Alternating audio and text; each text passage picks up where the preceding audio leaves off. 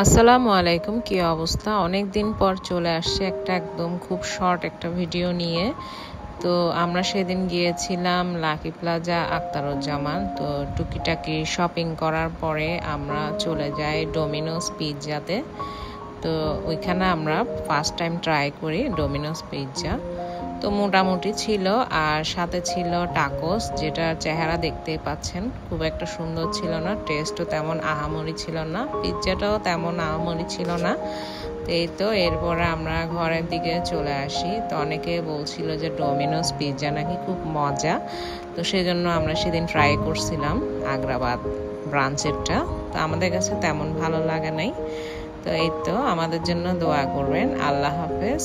অনেকদিন পরে ভিডিও নিয়ে আসছি, নেক্সট আবার আসবো ইনশাল্লাহ। ততদিন পর্যন্ত আল্লাহ হাফেজ।